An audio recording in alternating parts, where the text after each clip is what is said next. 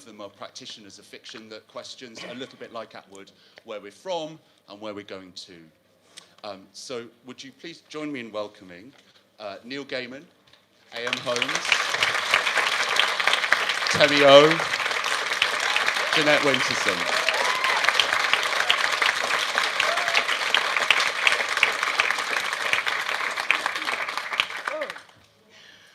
Welcome. It's amazing. This is a fascinating panel.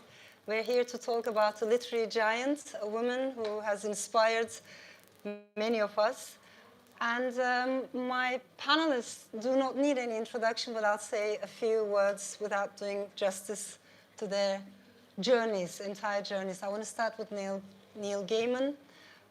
He's a best-selling author of novels, graphic novels, song lyrics, films.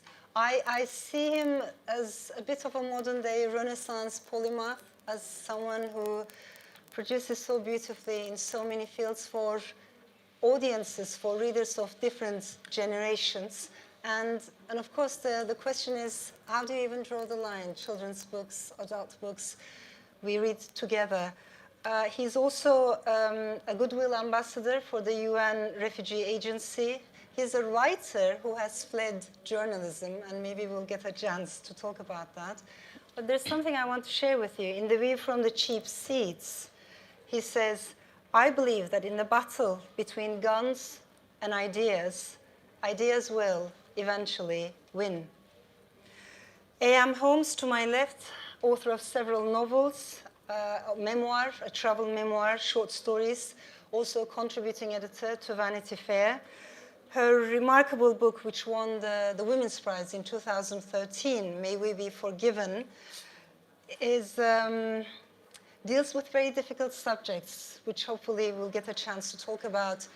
In her memoir, The Mistress's Daughter, she writes with incredible honesty and power about love, longing, loss, families, both biological and non-biological. Temi, born in London to Nigerian parents, she has studied neuroscience. A fascinating, remarkable debut novel, Do You Dream of Terra Too, which has created actually lots of discussions. And it's a novel which has been reviewed as a novel about space travel, human brain, the future of humanity. But in my opinion, it's also a novel about relationships. So in as much as it's a story about things that will change in the future, it's also a story about things that won't change, the complexity of human relations. Jeanette Winterson, author, thinker, essayist, public speaker. She has written several novels, children's novels, screenplays, and a memoir, a remarkable memoir, Why Be Happy When You Could Be Normal? And this she doesn't know. I didn't get a chance to tell her, but I was in Istanbul many years ago when I read her amazing book, Oranges Are Not the Only Fruit, which I can't still say in English because I read it in Turkish. Beautiful translation Turkish with this amazing cover. So it's always the Turkish title that comes to my mind. That's good news. So if I may, Neil, I want to start with you. We're here to talk about Margaret Atwood's legacy, how she has left a huge impact on us. Could you tell us what is the book that, or the short story of hers that is closest to your heart and which you would like to share with the audience? Of course. So I love Peggy's work. I think the first thing of hers that I read was The Handmaid's Tale. Yeah. And read it back when it came out and did not realize that it was prescient and accurate science fiction. And I've read everything of hers that I could since. But the book that I wanted to talk about and point to with love was the Penelopead. And the Penelopead is Margaret Atwood's retelling of essentially the Odyssey through the eyes of Penelope, Odysseus's wife. And anyone who has read or even run into and encountered the Odyssey vaguely knows the story of Penelope, she was the one who stayed home. And Odysseus went off for 20 years, came back 20 years later, and there were lots and lots of suitors around. And Penelope is most famous for her weaving, which she would weave during the day and unpick every night. And eventually, Odysseus turns up in disguise and kills all the suitors. And also, rather oddly, kills 12 maidens who had been raped by the suitors and were Penelope's handmaidens. And I love the book partly because it's a completely fresh eye on a story I thought I knew. I love it because it's a feminist eye, and a very human feminist eye, on a story that is so ineluctably male. We celebrate Odysseus. We celebrate him getting lost on the way home from Troy and taking 10 years and lots of that time spent bedding down beautiful goddesses and things on the way. And this is what it must have been like to stay home.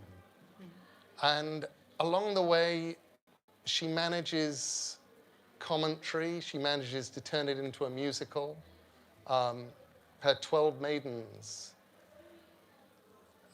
appear between chapters and cast a very cold eye, often in poetry, reminding us that Margaret Atwood is a very, very good poet, and in this case, a writer of lyrics for songs that don't quite exist on the way. And even plants an idea towards the end that actually what we're left over with in the story of Odysseus is a sort of an overwriting, as if by palimpsest, of a story of the patriarchy taking over a matriarchal religion, and the end of the king must die era and moving into something else. And she does it all with joy. And I think it's the amount of joy that she does it with that actually is the reason why I picked it as my book. You're watching somebody brilliant having an immense amount of fun, and it's just like watching fireworks going off. Can I just come in on that a minute with that? I love that. Is my microphone working?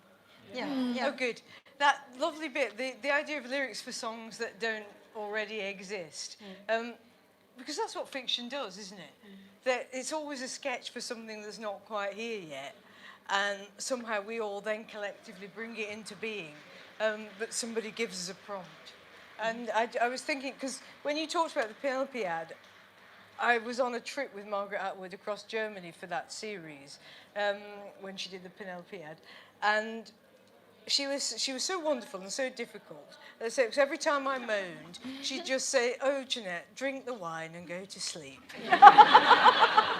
And so I just did, because I thought, okay, it was with Karen Armstrong. It was the beginning of the Canongate series, and Jamie Bing from Canongate sent us all across Germany on a train, which was really a lot to ask. So, and the three of us stuffed in a carriage, and Margaret Atwood became kind of head girl. It was like, so, St. Trinian's goes to Germany. And when anybody had any complaints, it was always, just drink the wine and go to sleep. So that's what we did. She takes enormous pleasure in terrifying me. She can do a pitch-perfect Margaret Hamilton in The Wizard of Oz as the Wicked Witch. And she will come up behind me and do it. Yeah. There's a lot of mischief there, isn't there? There is. Yeah, playfulness, yeah. You know, I was thinking about it. I mean, on the one hand, I don't have a one Margaret Atwood thing, although I will tell you about one in a second. But I think for me, I feel like I literally grew up beginning to know her work and then discovering it more broadly and in depth. And I think one of the things that has always astounded me is the range. And for me, that's been incredibly inspiring, that somebody can write poetry, can write short fiction, can write long fiction, can write nonfiction, can write, really, she can write anything. Although I've noticed she's not done greeting cards yet. But I think that within that, the things that she does, which is, there is this incredible whimsy and joy, and yet at the same time, very, very serious. And it is the incredibly deft balance of character and science and history and whimsy and philosophy all in like a single sentence that just slays me time and time again. And for the sort of purposes of tonight, I picked The Stone Mattress, which is in this collection called The Stone Mattress. And in particular, that's a story about a woman named Verna who goes on a sort of late life cruise. And she's already lost 3 husbands. It turns out she's killed them in various ways. And she doesn't, it starts out by saying she really didn't expect to murder again. But she meets on the cruise the guy who basically date raped her at 14, got her pregnant, and altered the course of her life. And she kills him. And the way that the story builds and the deftness of it, I found just so fascinating. And on the one hand, it speaks to sort of our Me Too movement, but also the idea that, you know, not that long ago, when women were date raped, there was no recourse. There was no way of talking about it. They were sent off. Right, exactly. There was no language for it. And so I also think what I love about it is how the stories are human stories. They're always about human behavior. They're also deeply philosophical, and they're timeless because they do literally move through time. I mean, and space, and that's just the beginnings. Yeah, I really enjoyed that story, The Stone Mattress. I think it's especially because it begins, you're sort of on the side of the main character, the narrator. I mean, this is a spoiler. I know, I already a did murder it. happens. Exactly right. But by the end of it, she's sort of like executing this kind of retributive justice, which reminded me a lot of the Penelopead as well, and where the maids in the story, all the way through time, haunt Odysseus for killing them, and sort of in that way get their justice. And they're also kind of reclaiming their justice by telling the story. I also chose the Penelopead. Yes. I feel like Neil Gaiman and he mentioned that it's like turning up to an event in the same dress. That's definitely how I feel. But yeah, I think, well, I mean, The Handmaid's Tale was pretty much a classic when I was growing up, when I was a teenager. And I first encountered Margaret Atwood's work and The Handmaid's Tale when I was in school. And I think maybe at the age, at around like 14 or 15, I was a bit too young to really appreciate her genius. But recently I've been revisiting her work, and it sort of feels like the time that my friend called me up after a summer holiday and was like, you know, I've been listening to this band that our parents and our grandparents have been talking about, the Beatles. They're actually pretty good.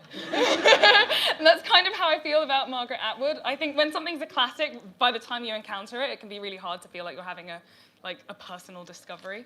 But for me, it was the Penelopead, because it made me think about, when I encountered it, which was, I think I was around when I was doing my master's, and I was studying creative writing, and I was thinking quite a lot about how we keep telling the same stories, and we're all drawn to telling the same stories. And reading the Penelopead, yeah, I kind of learned about the power that's reclaimed by telling your own story when someone else has told it.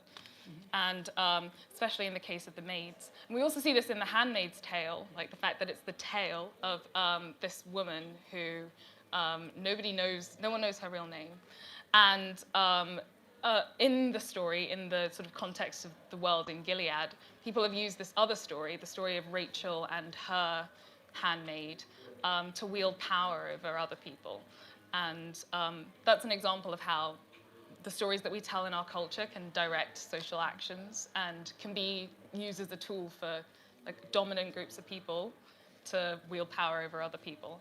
And it kind of taught me about how essential it is as authors to retell stories and to reclaim some of that power. And especially, and I noticed this as well when I was reading Jeanette Winterson's Frankenstein, people who we often don't hear stories from. So like in Frankenstein, it's a transgender character, and we've got the handmaids in The Handmaid's Tale and the servants in the Penelopead. You kind of reclaim power when you tell your own story, and it takes a courage. And I feel like we can all be sort of encouraged by reading Margaret Atwood's work in that way.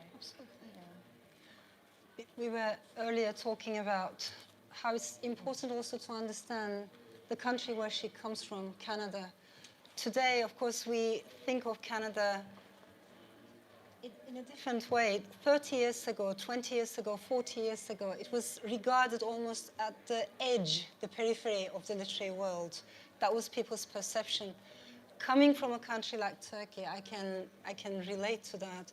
I think we need to understand the subjects that she's talking about today. Of course, they're very timely, they're very universal, but when she wrote them, that wasn't the norm. People were not talking about these issues.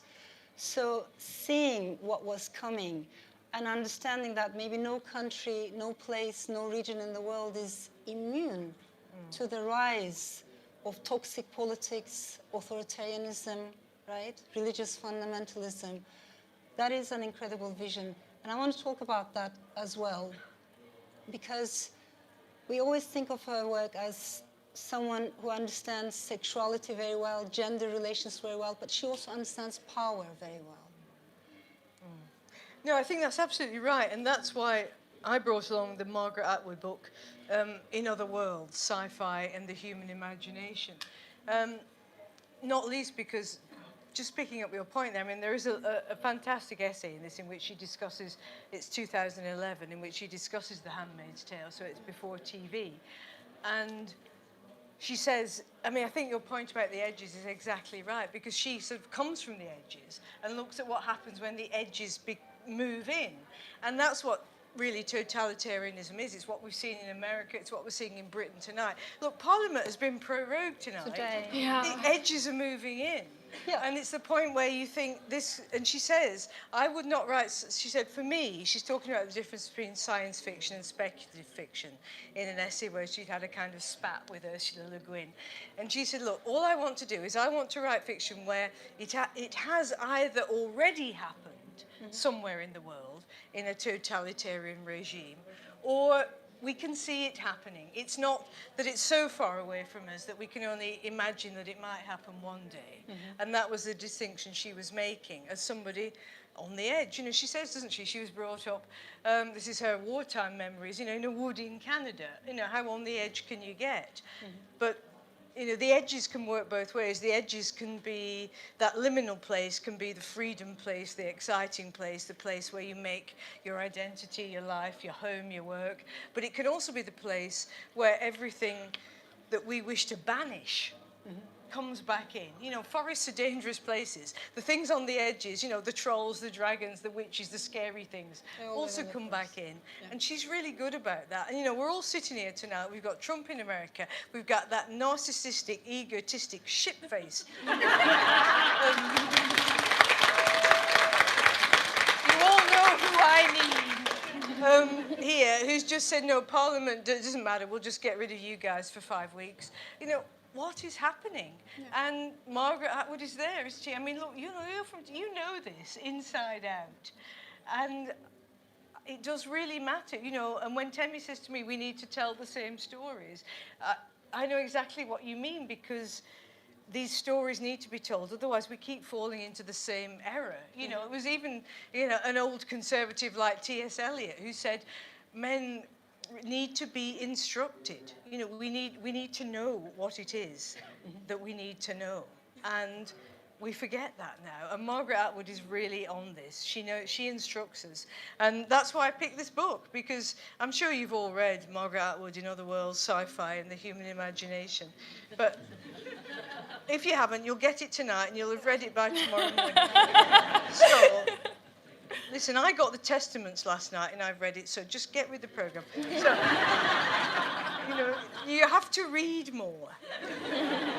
And read don't ever tell me you don't have time. Just read more, just forget it. Anyway, here's a little bit.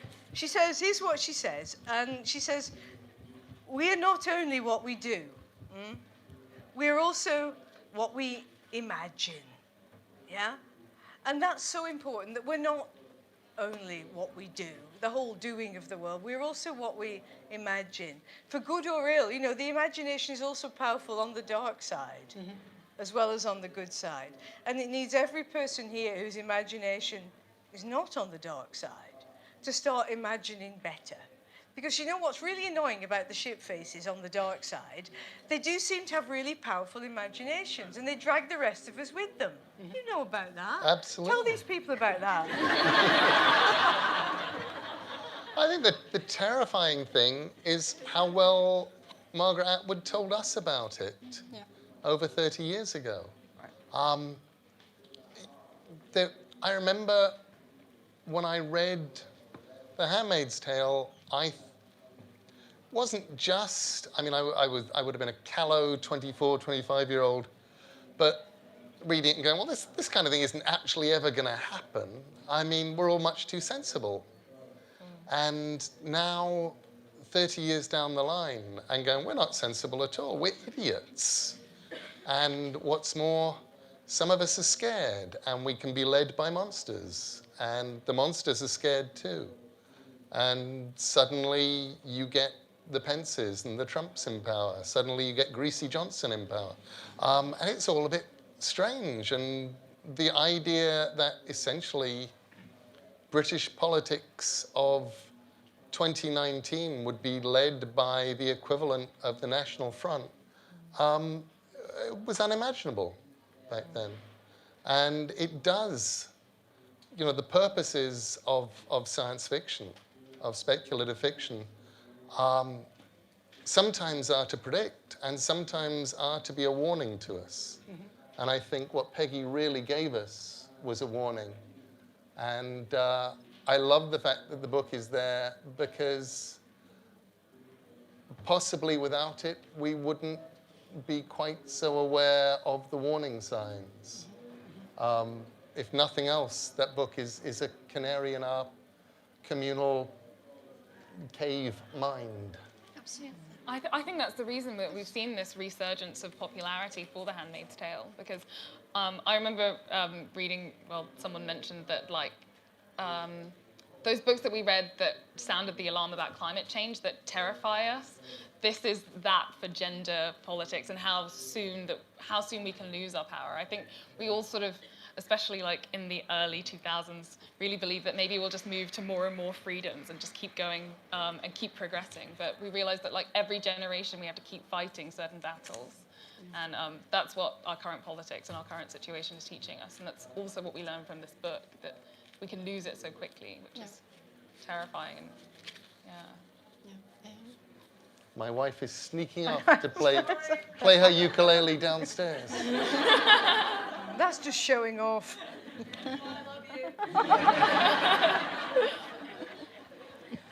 I think we're living, I mean, certainly, we're living in the most dangerous point in my lifetime in the United States, in a way that I would say, in the same way that one wouldn't have anticipated would come that easily and that quickly and seemingly without the majority of the citizens being aware, and that would come in the guise of thinking that it is a return to what the founding fathers wanted when it's completely antithetical to that.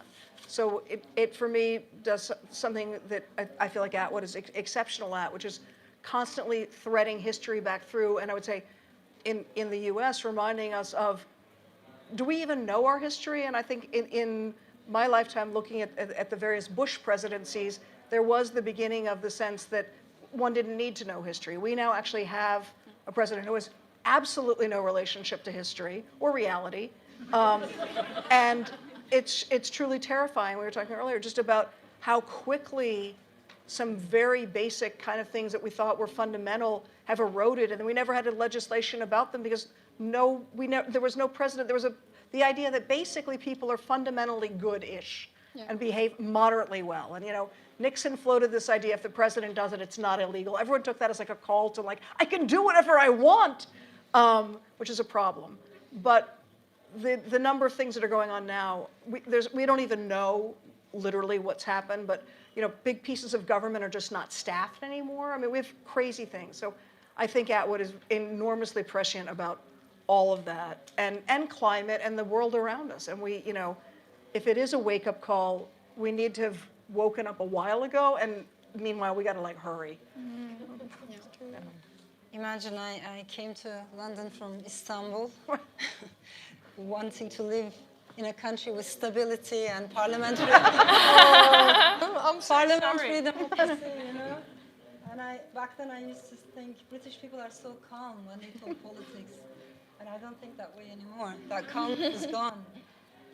But I guess the question in my mind is, because times are changing and we are going backwards, country after country, we see the rise and the erosion of democracy, liberal democracy, you know, the damage to institutions, because politicians come and go, but the damage to institutions is very real. What about the role of authors, storytellers, at a time like this? Does that also need to change or acquire a new role? In other words, how does fiction writing feel like in a time of lies and deceptions? I also want to tie it to one of your books, American Gods. There's a beautiful question you raise in one of your essays.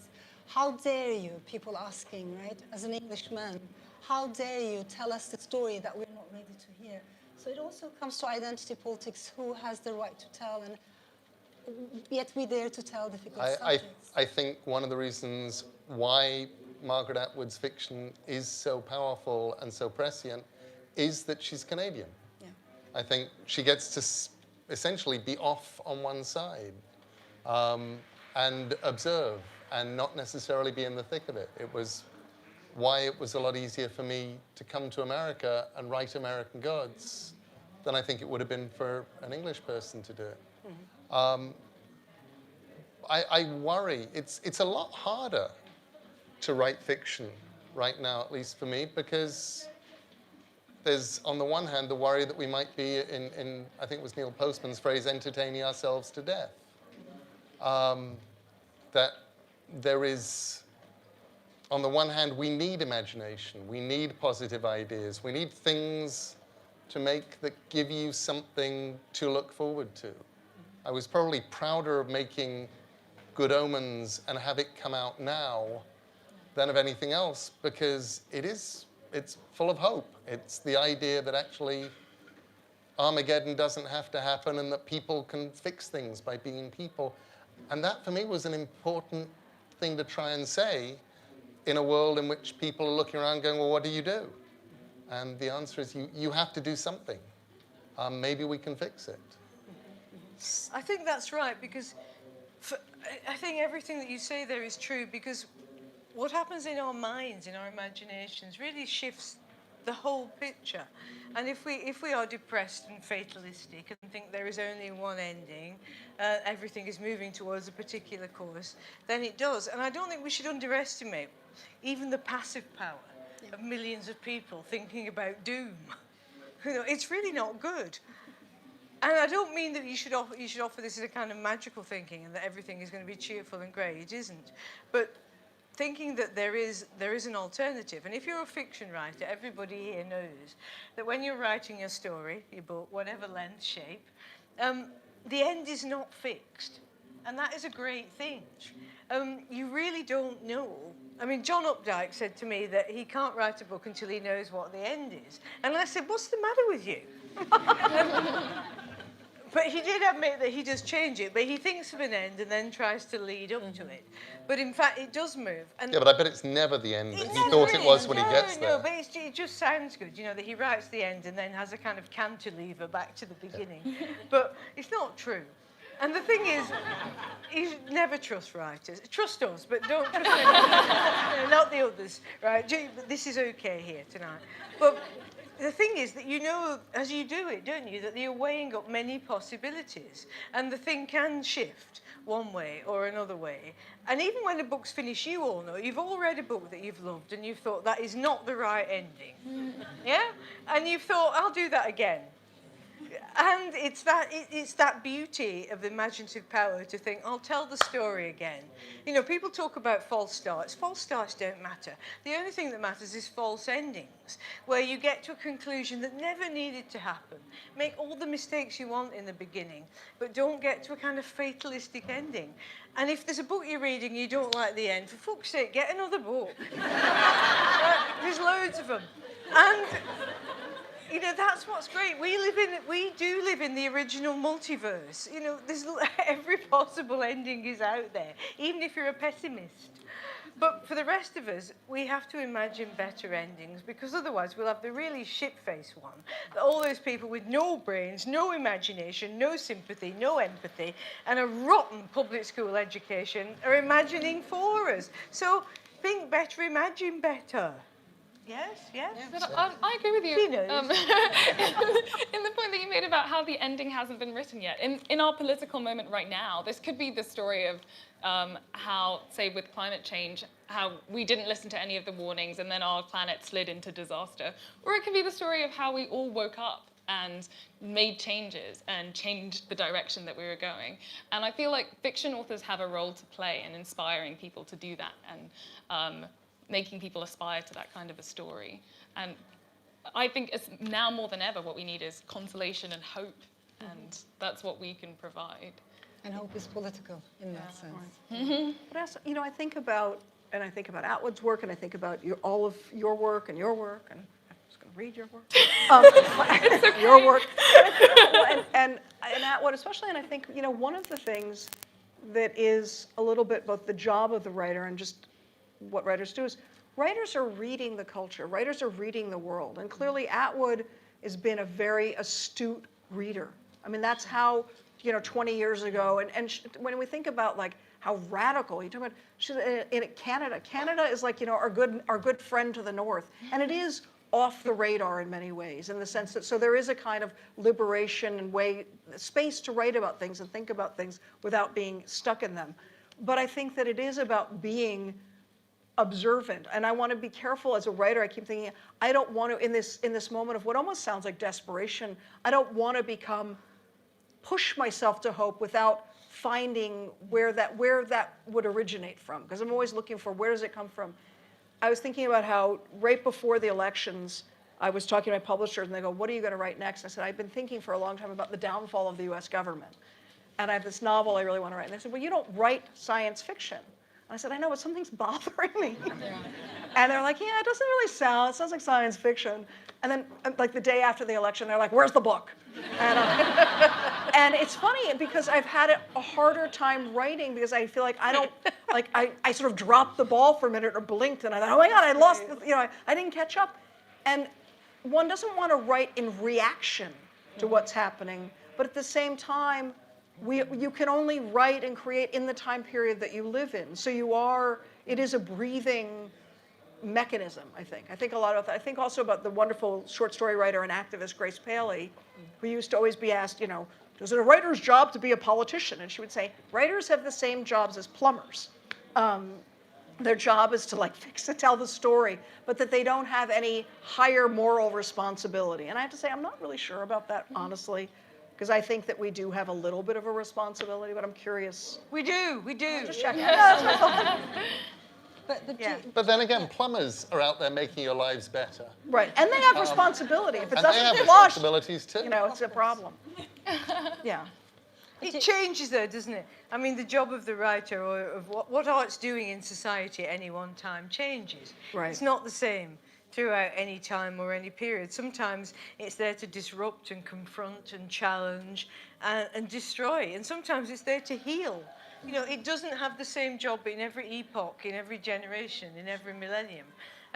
But strangely, even when we go back in time, we read things that were in very different spaces to our own, that were addressing very different societies. Yet we still find a continuum and an equilibrium, which is to do with, I think, the continuation of the human dream. Exactly. The human imagination. Yeah, the things that we value, whatever they are, that some people just keep bringing forward, whether they do it through their music, their literature, you know, their painting, their plays, just saying, look, this is an imagined world. Of course it is. It's a painting, it's a piece of music, it's on the stage, it's a book. Of course it's an imagined world. But it is connected to the world that you live in. Because life has an inside as well as an outside, doesn't it? And not everything is on the outside and can be managed by the GDP or all of the other measures and metrics of how the world is done. And everybody here and everybody not here knows that life has an inside as well as an outside. And to that inside, we speak they've always spoken. And that's presumably why you're here and why we're here, I think. I've been reading this book about mythic structure, and I think it's Christopher Vogel who says, he describes the writer as a shaman. He says that his job is to go back and sort of like go into the underworld and confront sort of the ghosts of like ancestors and come back and bring something new. And I thought that was a really beautiful description of the job of a writer, which also reminded me of Margaret Atwood's Negotiating with the Dead, where she says that the writer's job is to confront mortality and come back and like sound warnings to other people. And I often think that one of our temptations is to comment on the present day, like the exact present moment of the political moment. But maybe also the job of a writer is to zoom out and consider human history and human impulses and what patterns that what's happening right now adheres to.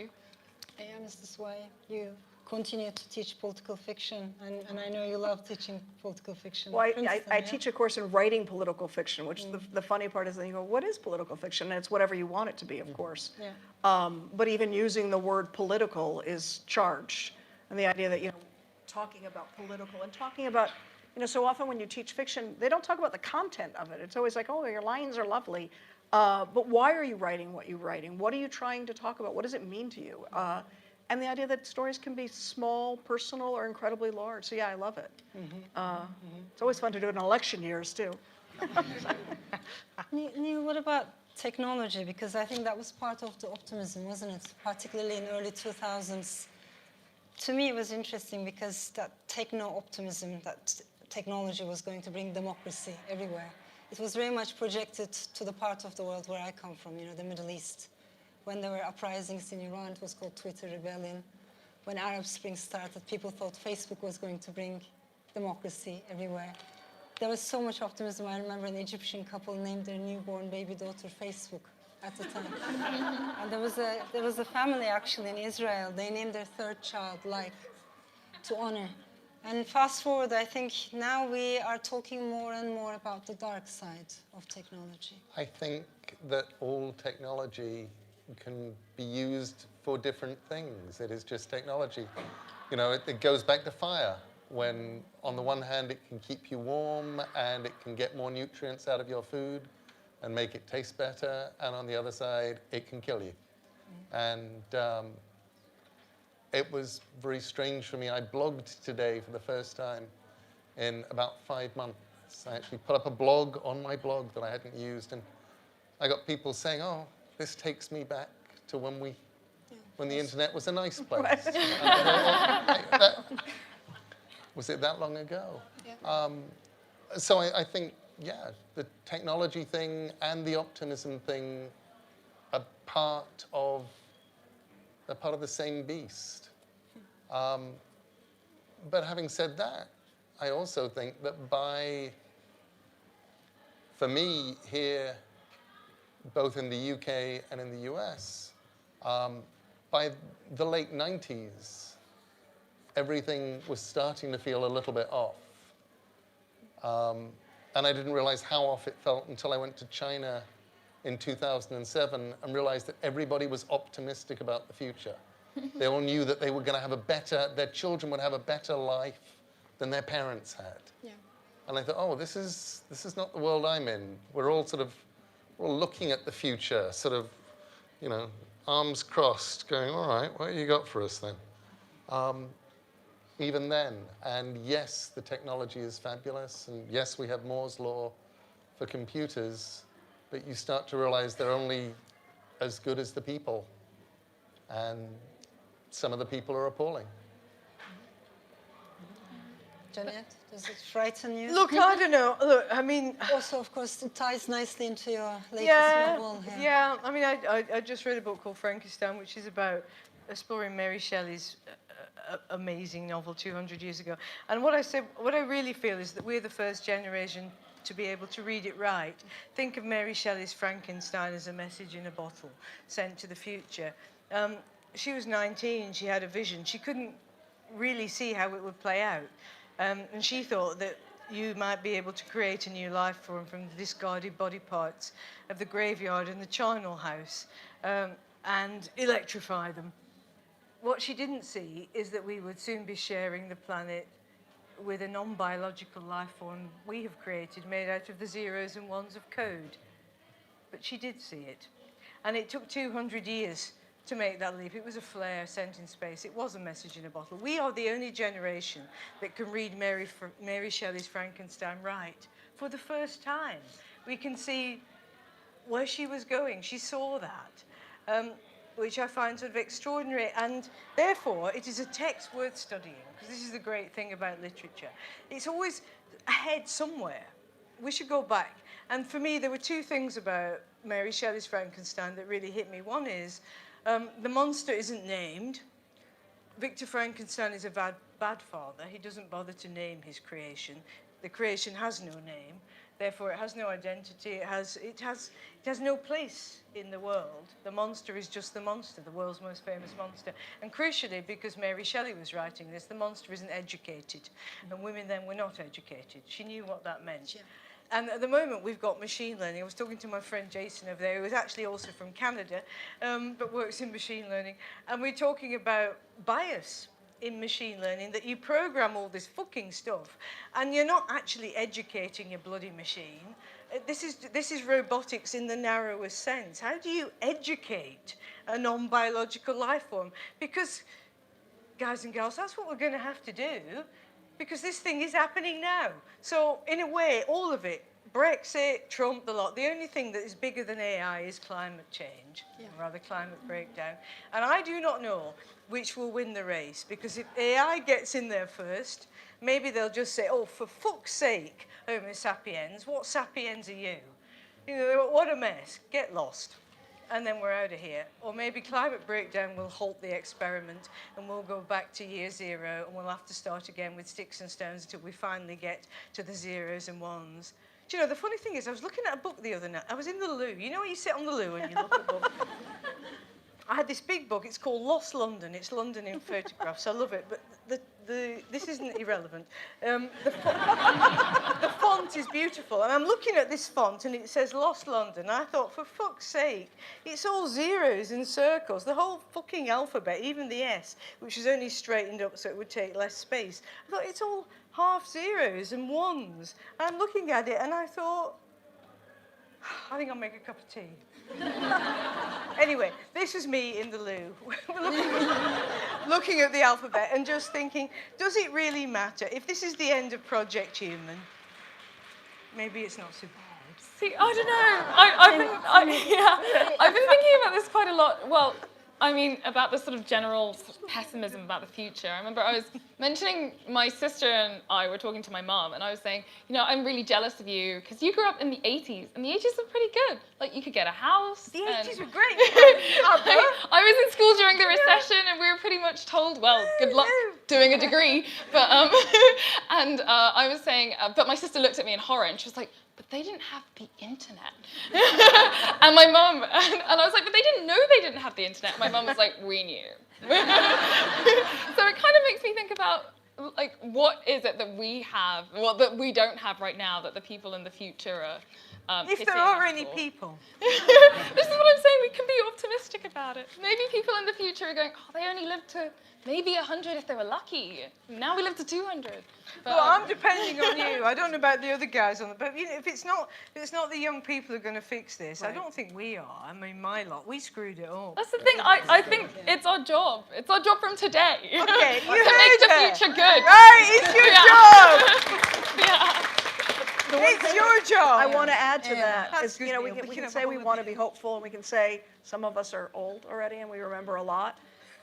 The one thing that's super important to remember is, you know, optimism and hope, but not to be passive. I mean, I think if you look at Handmaid's Tale, you look at all these things, do not be passive. This is your life, your world, whatever country you're from.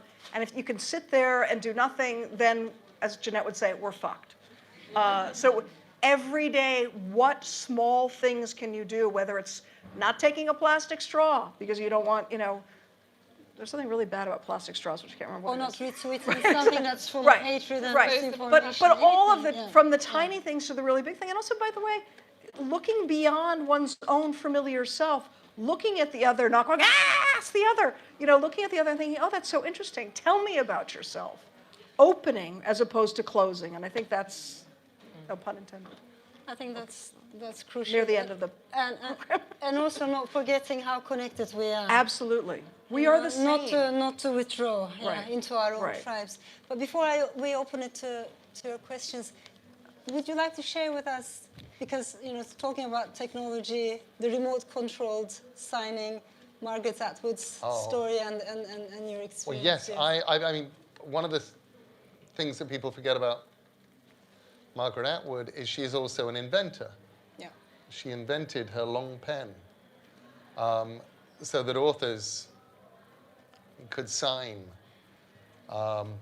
without actually ever having to be there, that you could have an interaction between somebody who wanted their book signed and an author who was hundreds, perhaps thousands of miles away. And I teased her about it. You wrote a blog about it. On my You were blog. right. And I said this was honestly about as enticing as an automatic kissing machine. I said, you don't really want a machine to kiss you over 1,000 miles. And she got to, what was wonderful was having any possible wrath or grumpiness on my part deflected by Margaret Atwood saying that obviously I knew all about kissing. And it was just one of those sort of lovely sort of things of, oh, we've been friends ever since. Before then, we had met awkwardly in Scandinavia, in corridors, waiting to go on and talk to booksellers about our books. But we never really had much to say to each other. Go on now.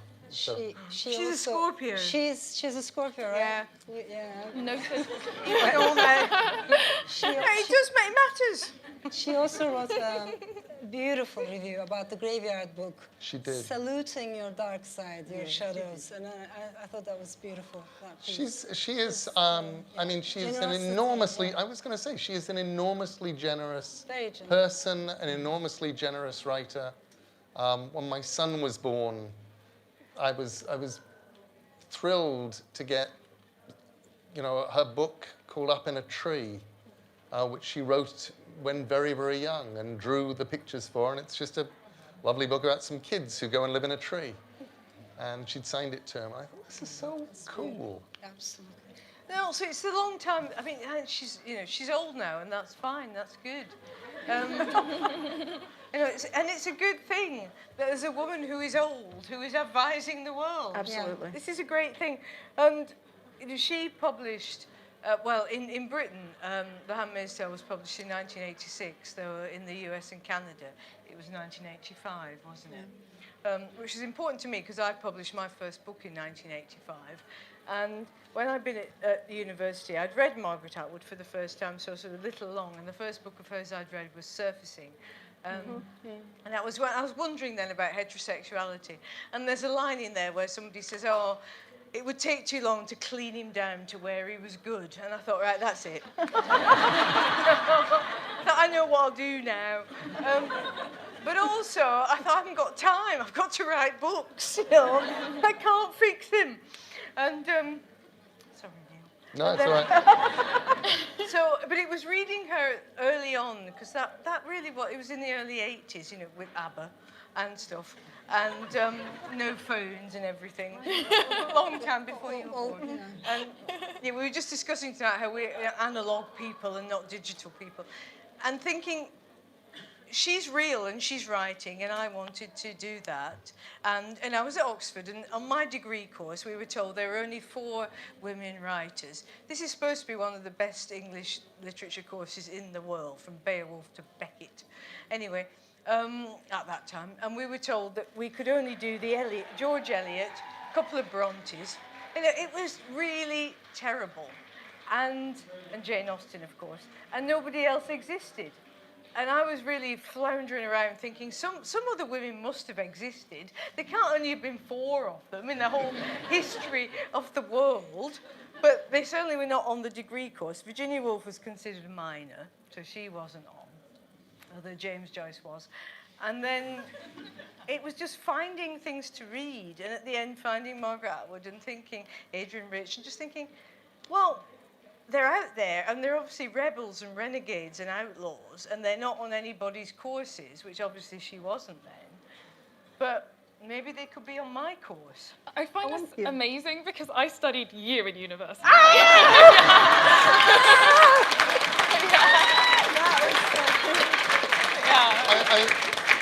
There's a very real level You're on which myself. people forget even how transgressive it was for Margaret Atwood to have written The Handmaid's Tale or Oryx and Crake at a time when you were expected, as a writer, to have picked out your box, decided what kind of author you were, and then write books in that box. The idea of leaving your box and writing science fiction, leaving your box and writing social comment in the shape of speculative fiction.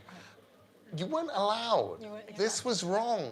And we're now in a world in which, over particularly the last 20 years, a lot of those barriers have broken down. The idea that a good writer could write a work of fantasy, could write a historical, could write pornography or a cookbook or something, it's no longer as fundamentally upsetting to the people who make books and who police. Still hard, but it's still hard. It really was not allowed. It was you had to do the thing, and even I think now there's still some sense of like, if you write women's fiction, you are that writer. Exactly. It's still incredibly categorized. But I think one of the things, just going off what Jeanette was saying, I think of Margaret Atwood. I think of Angela Carter, who I had as a teacher, which was an amazing experience. But she came to Iowa and asked, "Who here is writing science fiction?" And everybody giggled because they all knew you wouldn't get to University of Iowa if you were writing science fiction. That was off the table. Yeah. There are these people who are sometimes visible and invisible, but literary and mentors to us. So there are the people whose work you grow up with, you read, that also push you. And I feel like for me, Atwood is somebody like that who defied categorization, who defied genre, who seemed to weave all of these, any of these elements into one single work at a given, whatever. It's amazing, and I think that's for me always the thing to take away is that you have to do the work that you have to do, and if you actually listen to people say you can't do that, it's just like, I guess you would say, fuck off. Yeah. I think we have time for 2 questions. If you Both could from the wait same for the person. microphone, and speak to the microphone because it's being Speak to recorded. the microphone. This one. Thank you. So why the Testaments? Why Huh? why now? Like why has the Testaments happened? You have to ask that to Margaret Atwood. I don't know if But we're qualified. We don't know. From your critical opinion, why has it happened now? Well, you're the one of us who got the copy early enough to read Yeah, I it. did. I read Mine it. arrived at 3 o'clock this Okay, afternoon. I've read it. Yeah. I have read it. Has anybody else apart from me read it? Right, okay. You vintage persons over there. Okay, round the back. Yeah, I did get it in time to read it. Well, she does say it's because all the readers asked her. She'll tell you this later. They just wanted to know what happened next. And I don't think I should tell you because she's going to tell you. But she was right to do it now because we did need to know what happens next, in the sense of next is also what happened in the far past. It feels, Yeah, and that's what she was interested in. There's a wonderful bit in it. I mean, I did underline it in my copy last night. I was at home in the Cotswolds with the cats reading by the fire. I'm just going to read this thing right till beginning to end, read it. And there's a bit, it's Anne Lydia talking, and it's about choice. And she says, you make the choice that you have to make, and then the choices that you can make again narrow. And that's where we are now. We think we have to make an expedient choice, and then we realise that what the road in front of us is really narrowed down, and then we have so many fewer choices that we can make. And I think that's what, apart from the push from the readers, I think Atwood really looked at the world and she thought the choices are narrowing because of the choices that we have made. So that's all I can tell you. But it is really good. I'm already Go feeling back up now. emotional just Too much thinking food. about reading it. more questions. There's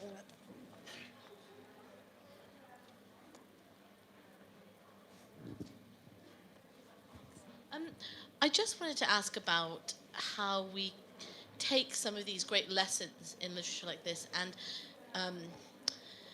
bring them to a wider audience. And I wondered what your feelings were about, TV adaptations. Obviously, you've had that with your work as well, but and The Handmaid's Tale, which has this success. I just wonder whether, we're sitting in this room and we all agree and we laugh at the same jokes, and sometimes I feel like, how do we take those lessons that maybe feel inaccessible in literature to a wider audience? And I wondered what your feelings were about using film, television, and I guess other forms of media to do that.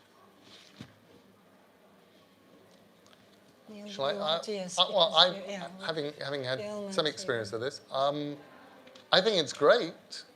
I think at the end of the day, for me, a TV adaptation or a film is a $60 million commercial for your book.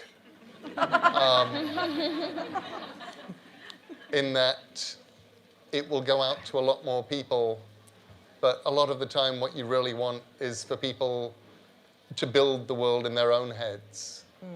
And to go to the place in a way you never can if you're sitting in front of a screen. I don't know that films and television necessarily change hearts and minds in the way that I know that fiction can change hearts and minds by putting you into somebody else's head and making you look out through somebody else's eyes, and the experience, that journey will change you.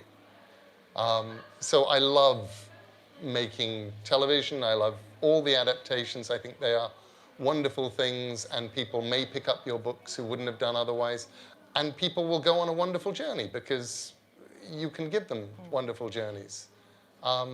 But I do still think that the thing that changes people is that real prose experience of just looking out through somebody else's head.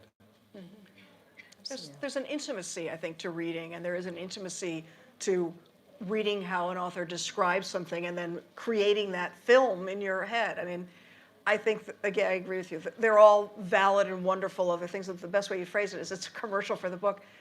I think authors, people always say, are you worried that someone will change it? But the book remains the book. And each iteration of this is in some way another artist taking their tools and doing the thing they do with the material. So it expands, it changes, but the book stays the book.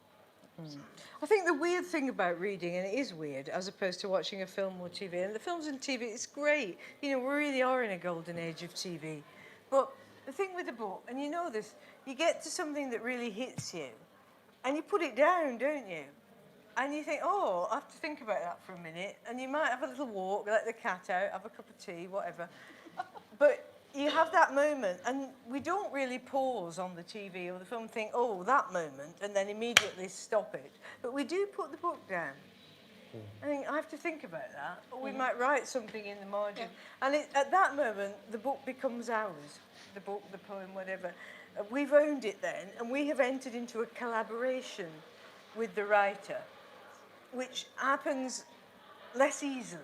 I don't say it doesn't happen, it happens less easily with film and TV because we have to go in linear time. And the thing about books is they don't exist in linear time.